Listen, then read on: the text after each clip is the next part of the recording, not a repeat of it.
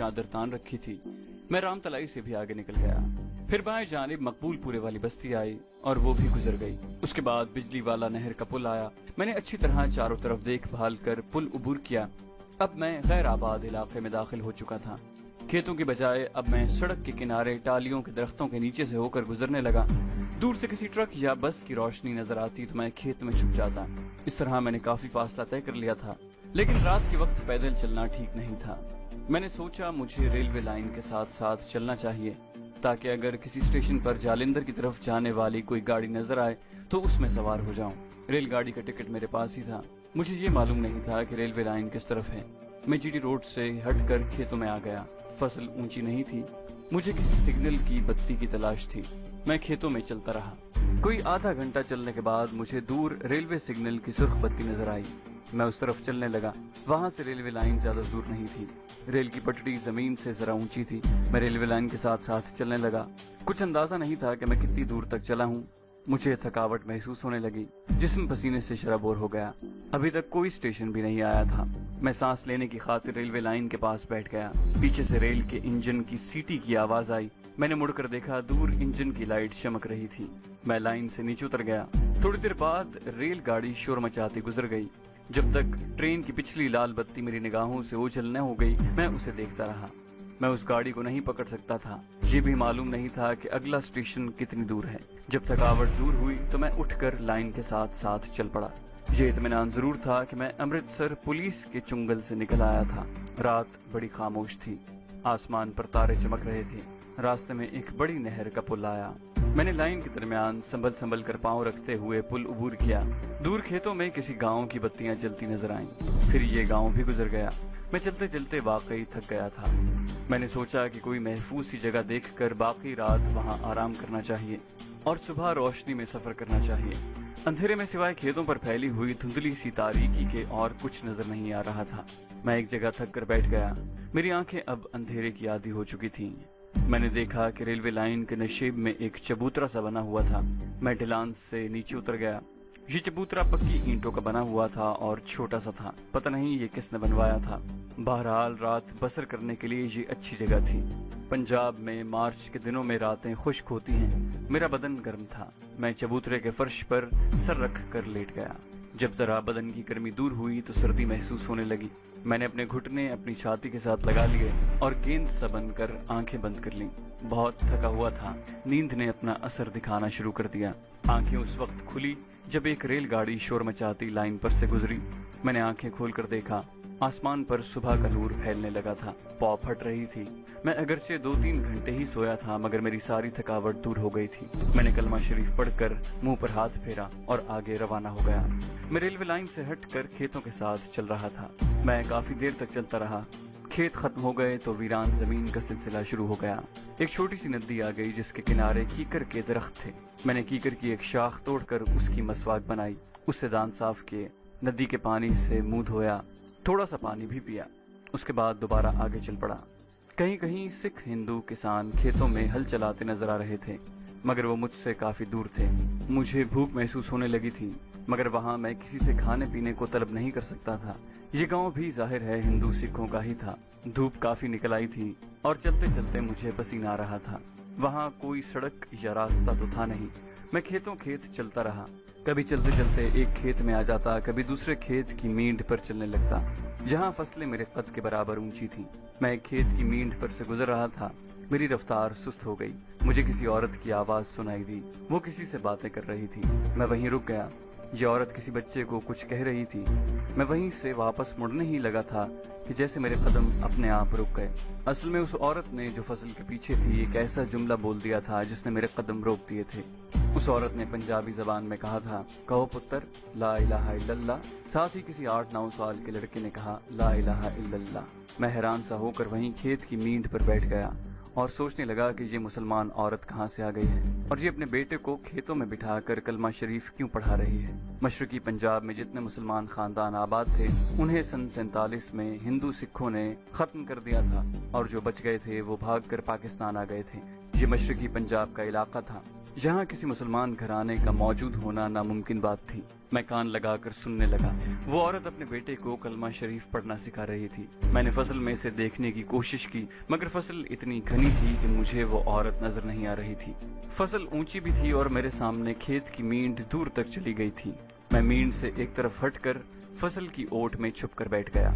औरत ने 3-4 मरतबा लड़के को कलमा शरीफ याद कराया और फिर कहा, जा पुत्र, अब स्कूल जा, देर ना हो जाए।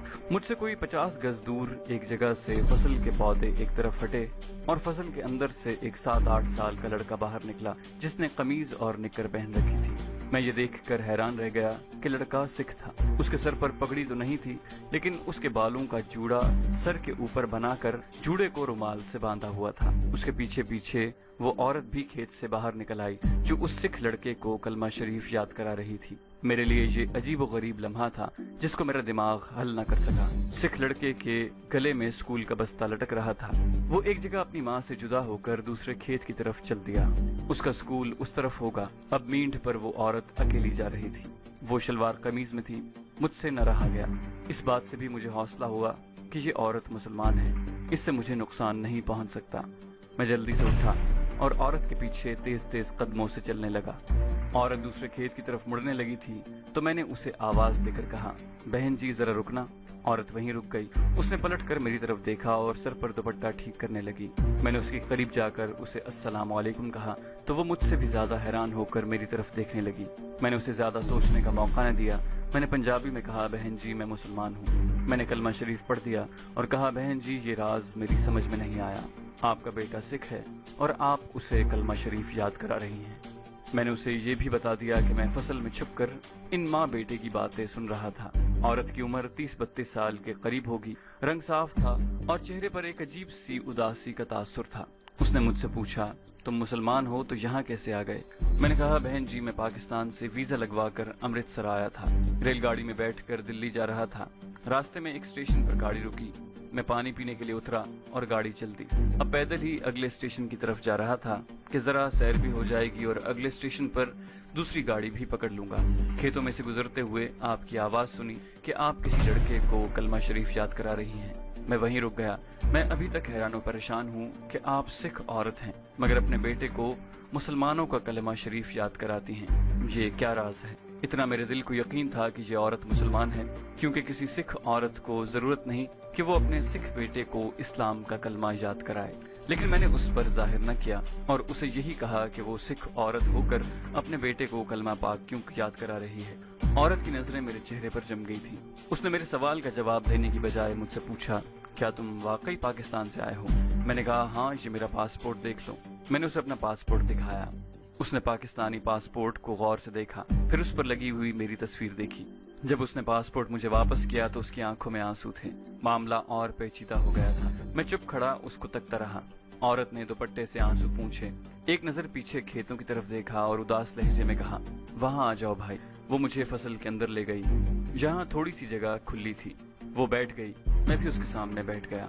अब उसने अपने दोनों हाथ अपने चेहरे पर रख लिए और सिसकियां भरकर रोने लगी। मैं परेशान हो गया। मेरी समझ में कुछ ना आया तो मैं यूं ही उसे तसल्लियां देने लगा। रोने से जब उस औरत के दिल का गुबार जरा धुला तो वो कहने लगी, मैं सिख नहीं, मैं मुसलमान हूँ, मगर एक सिख की बीवी बना दी गई हूँ। मैं दम बखुद सा होकर रह गया। तब उस बदनसीब मुसलमान औरत ने अपनी जो दर्दनाक कहानी सुनाई वो मैं आपको अपने लफ्जों में सुनाता हूँ। जब पाकिस्तान के क़याम का ऐलान हुआ तो मशरकी पंजाब में हिंदू सिखों ने मिलकर मुसलमानों को कत्ल करना शुरू कर दिया। मुसलमानों के घरों को जला दिया, उन्हें बेदर्दी से कत्ल किया। नौजवान लड़कियों को उठाकर ले गए। इस औरत का नाम रजिया बानो था।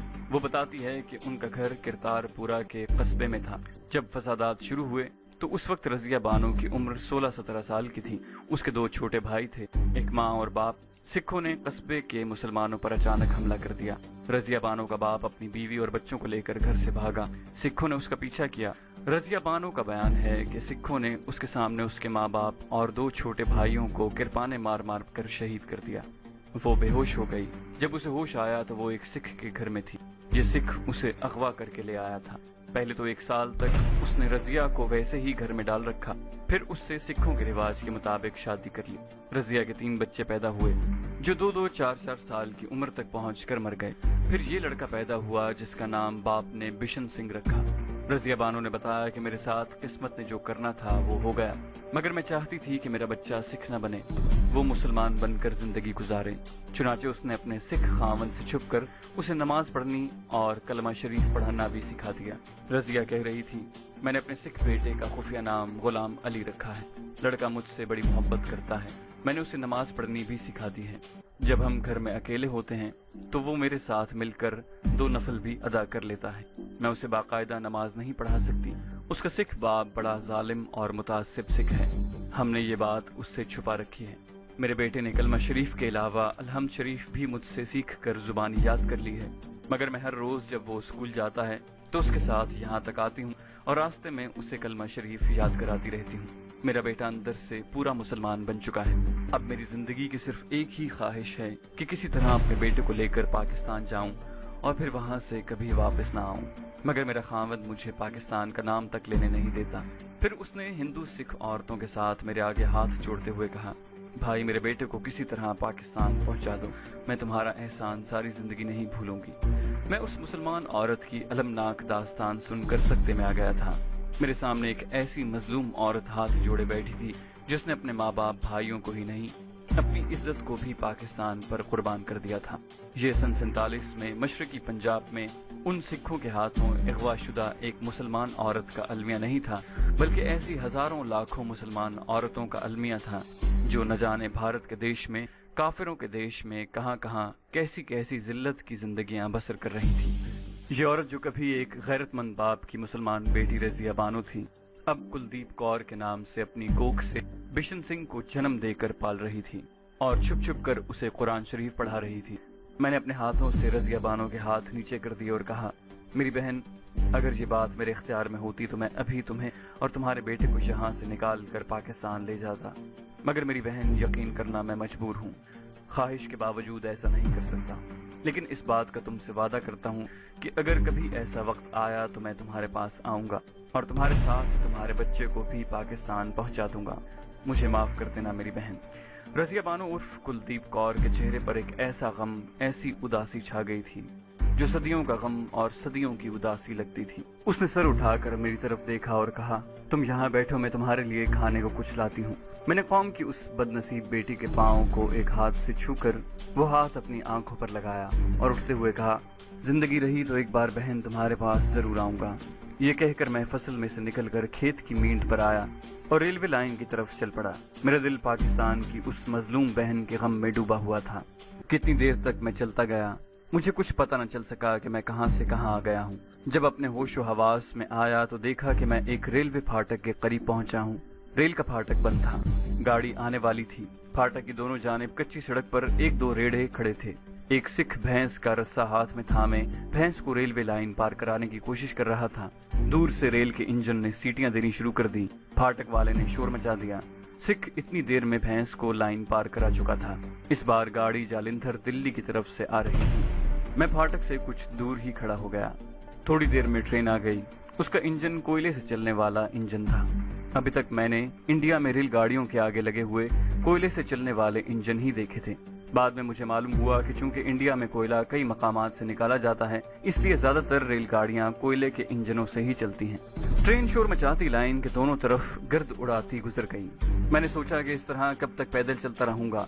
मैं अमृतसर वाली खतरे की फजा से काफी दूर निकल आया था। बेहतर है कि मैं जीटी रोड पर वापस चला जाऊं और वहां से किसी ट्रक या बस में बैठकर किसी अगले शहर पहुंचूं। चुनाचे मैं रेलवे फाटक से कच्ची सड़क पर हो गया। ये देहाती इलाका था। किसी को क्या पता कि मैं कौन हूँ और कहाँ जा रहा हूँ। मेरा लिबास ही ऐसा था कि लगता था कि शहर से कोई लड़का गांव अपने अजीजों से मिलने आया है या मिलकर वापस जा रहा है। कच्ची सड़क खेतों में 2-4 मोड़ काटने के बाद जालिंधर की तरफ जाती जीटी रोड पर मुझे दरख्त के नीचे बूढ़ा सिख नजर आया जो छाबे में नागपुरी संतरे बेच रहा था। इस किस्म का एक संतरा मैंने सैयद साहब के यहाँ खाया था। मुझे भूख लग रही थी और प्यास भी महसूस हो रही थी। पहले सोचा कि सिख के पास नहीं जाना चाहिए, न जाने वो क्या पूछ बैठे और क्या जवाब मुंह से निकल जाए। پھر خیال آیا کہ ایسی کوئی بات نہیں، اسے کیا پتا کہ میں کون ہوں۔ بھارتی کرنسی میرے پاس موجود تھی۔ میں سردار جی کے پاس چلا گیا اور پوچھا، سردار جی سنگترے کیسے لگائے ہیں؟ میں نے پنجابی میں بات کی۔ سردار جی نے ایک سنگترا اٹھا کر میرے ہاتھ میں تھماتے ہوئے کہا، کھا کر دیکھو مہاراج۔ میں نے کہا، وہ تو میں دیکھ ہی رہا ہوں کہ ناگپوری ہیں۔ میں نے 4 سنگترے اٹھا لی اور پوچھا کہ کتنے پیسے دوں؟ سردار جی نے بے نیازی سے اپنی توند پر ہاتھ پھیرتے ہوئے کہا، 1 روپیہ دے دو۔ میں نے اسے 1 روپے کا نوٹ دیا اور آگے چل دیا۔ میں اس جگہ سے کوئی سواری نہیں پکڑنا چاہتا تھا کیونکہ وہاں قصبے کے موڑ تھا اور ریڑوں گڈوں۔ میں سڑک کے کنارے ایک طرف کھڑا ہو گیا اور کسی لاری وغیرہ کا انتظار کرنے لگا۔ ایک لاری آئی جو مسافروں سے بھری ہوئی تھی۔ میں نے ہاتھ دیا مگر وہ نہ رکی۔ اس کے بعد ایک ٹرک آیا جس پر سامان لدا ہوا تھا۔ میں نے اسے ہاتھ دیا مگر وہ بھی نہ رکا۔ دور سے ایک جیپ آتی نظر پڑی۔ میں سڑک سے ذرا ہٹ کر دور کھڑا ہو گیا، اس خیال سے کہ یہ کہیں پولیس وغیرہ کی جیپ نہ ہو، مگر یہ سویلین جیپ تھی۔ ایک سکھ سویلین کپڑوں میں اسے چلا رہا تھا۔ تھوڑی دور تک چلا ہوں گا کہ پیچھے ہارن کی آواز سنائی دی۔ میں نے مڑ کر دیکھا، ایک بس آ رہی تھی۔ سڑک کے درمیان ایک گدھا آ گیا تھا جس کے لیے ڈرائیور ہارن دے رہا تھا۔ دور سے میں بس کو پہچان نہ سکا۔ میں نے اسے ہاتھ دے دیا۔ بس میرے قریب آ کر رک گئی۔ یہ دیکھ کر میرا اوپر کا سانس اوپر اور نیچے کا نیچے رہ گیا کہ بس کی پیشانی پر انگریزی میں پولیس لکھا تھا۔ یہ پولیس کی گاڑی تھی۔ سکھ ڈرائیور نے ہاتھ کے اشارے سے مجھے اندر بلاتے ہوئے کہا، آ جاؤ باؤ جی، آ جاؤ۔ سبسکرپشن کے بٹن کو دبائیے اور بیل آئیکن پر کلک کیجیے تاکہ آپ کو تمام ویڈیوز فوراً ملتی رہیں، اور ویڈیو پسند آنے کی صورت میں اسے لائک، شیئر اور کامنٹ کرنا مت بھولیے۔